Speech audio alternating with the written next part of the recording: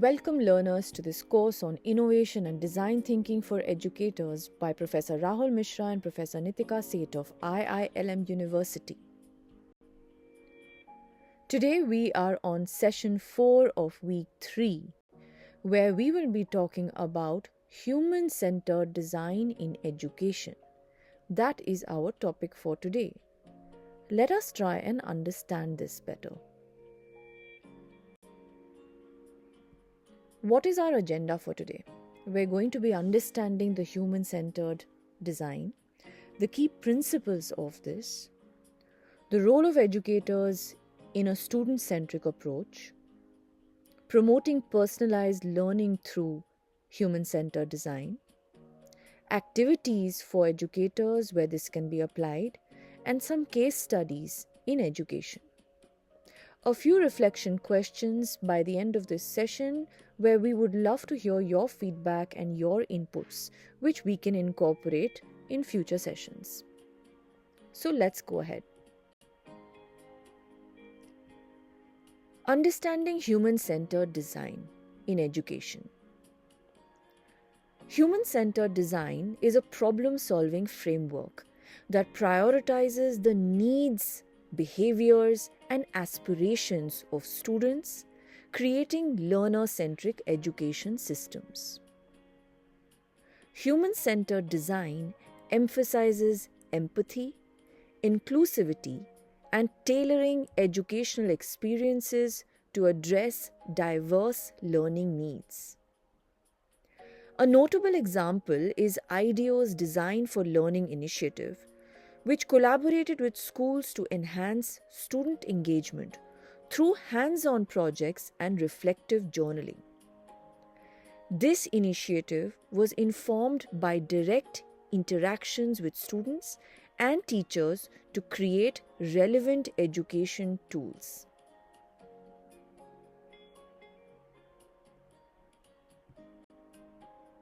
What are the key principles of human-centered design? Well, for one, it's empathy. Understanding the unique experiences of each learner involves actively engaging with them. For example, conducting interviews to identify barriers to online learning would be one. The next one is collaboration. Fostering teamwork among educators, students, and stakeholders ensures meaningful learning experiences. For instance, a co-design workshop allows students to suggest improvements to classroom layouts. What a fun experience this would be, where we get inputs from various students and even teachers, in fact, and share that towards the improvement of the classroom and the learning experience. The next one is an iterative process. Developing, testing, and refining ideas based on feedback helps ensure effectiveness. For instance, introducing an interactive lesson plan and revising it based on student engagement would be a wonderful way to improve and enhance student satisfaction. Now, what is the role of educators to provide this student-centric approach? The first one would be cultivating empathy. Educators must recognize and address the diverse needs of their students through active listening and observation. Personalized learning is the next one.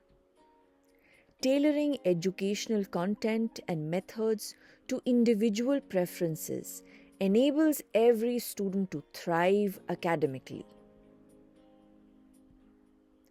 Redefining learning spaces.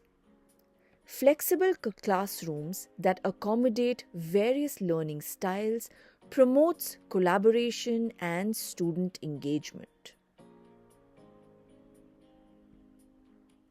Building relationships. Establishing trust and rapport with students encourages open communication and enhances the learning outcomes. And finally, continuous professional development.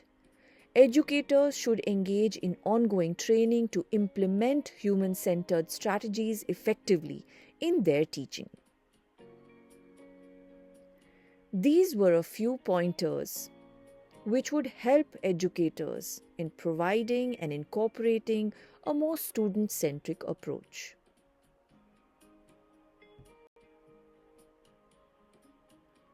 Promoting personalized learning through human-centered design in education. Here are a few ways that you can do it. Conduct surveys or focus groups to gather insights on students' learning preferences, such as preferred learning styles and challenges that they may face. Analyze the data collected to identify unique student needs and tailor the educational experiences accordingly. Develop a flexible curriculum that accommodates various learning styles, ensuring that each and every student can engage with the material in a way that suits them best. Implement technology tools that support personalized learning paths, enabling students to learn at their own pace and according to their interests. Regularly review and update learning strategies based on student feedback to continuously improve the personalization of educational experiences. These are a few strategies that each of us can adopt.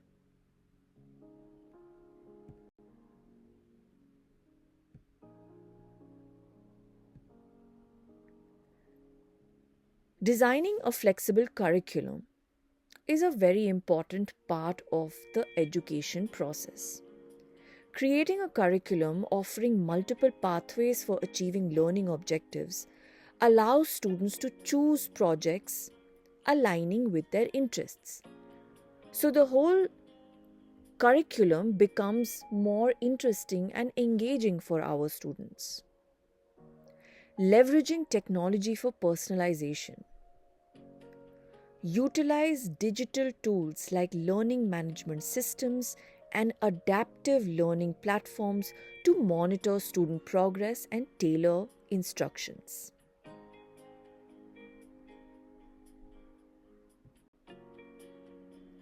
Here are a few activities that educators can apply. Create student personas. You can do this by creating profiles to represent diverse student types, focusing on empathy and understanding. The next one is journey mapping. Analyze the student experience through a module to find the pain points or problem areas and improve the overall engagement. The next one is co-creation workshops. Hold brainstorming sessions to let students contribute ideas for their learning experiences.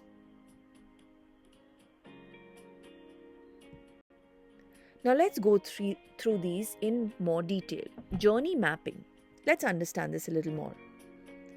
The objective is to understand the student experience throughout a learning module or school day. The process would be to map out touch points, example, the process of arriving at school, participating in class, completing assignments. Some of these touch points would help to identify moments of friction and opportunities for improvement. Discovering that morning assemblies leave some students feeling uninspired, prompting redesigns with interactive elements. This is something that maybe we have all experienced, especially in school, where students are not so interested in attending morning assemblies. How can we make this a little more interesting where they do feel inspired? Pinpointing that homework submissions are challenging due to unclear instructions, leading to a revision in communication strategies. Here's another important example. A lot of our students do end up complaining about unclear instructions. So how can we improve this process? We must listen to the inputs and feedback given to our students to simplify some of these issues and create a more cohesive and inclusive learning experience. Homework shouldn't be boring. Homework should become interesting. How can each of us contribute to that? Creating student personas. Create profiles to represent diverse student types, focusing on empathy and understanding. Develop student personas to better tailor educational strategies to individual needs. Encourage educators to engage in role-playing exercises to experience student perspectives. Use feedback from students to iteratively refine educational approaches and materials. Foster an inclusive environment where diverse student voices are heard and valued. This is extremely important. We must listen. Listening and observing will help us improve this entire experience for us as well as our students. Co-creation workshops. Engaging students in learning design.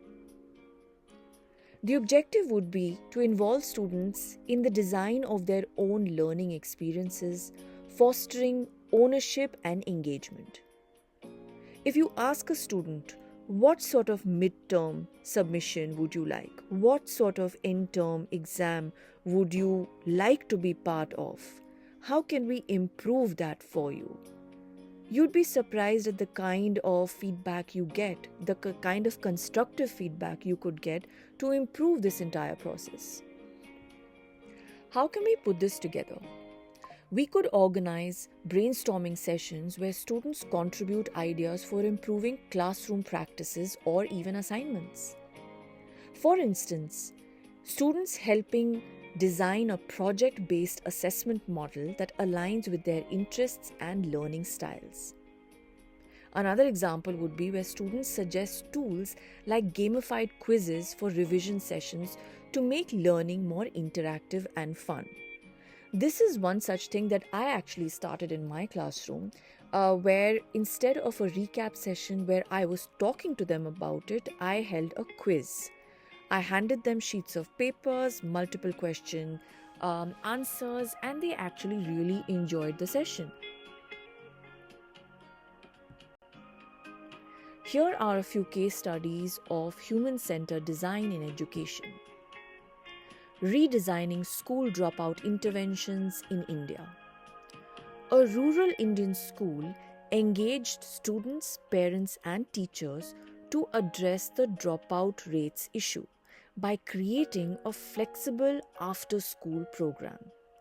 This was where all the stakeholders got together and discussed why these dropouts were actually happening.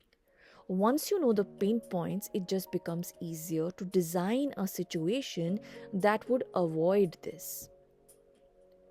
The next one is interactive lesson plans in Finland. This was an example that we had shared in the previous week as well. Educators in Finland collaborated with students to design gamified lesson plans, enhancing engagement and academic performance. We all know how much students enjoy games today, so why not incorporate that into our learning experience? Learning Lab at Stanford D School. We've discussed this as well in the design thinking session.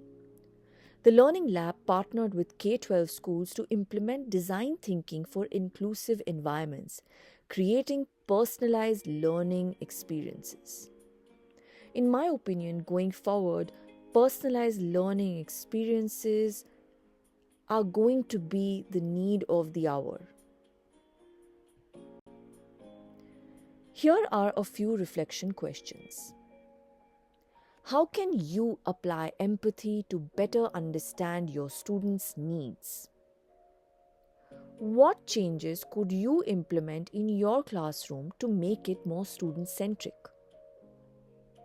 How can you collaborate with students to design learning experiences that matter to them? And finally, what specific strategies could you try to better personalize your teaching methods. These reflection questions are great to assess ourselves. If you do feel like sharing your inputs, we will be sharing an email address. We'd love to hear from you. There is some reading material that is going to be shared at the end of this session. We would like for each of you to go through these. There's a lot to learn, there's a lot to incorporate. So please do go through these reading sessions. Thank you all for your kind attention. We hope you enjoyed today's session and found it informative. We look forward to seeing you all in the next session. Thank you.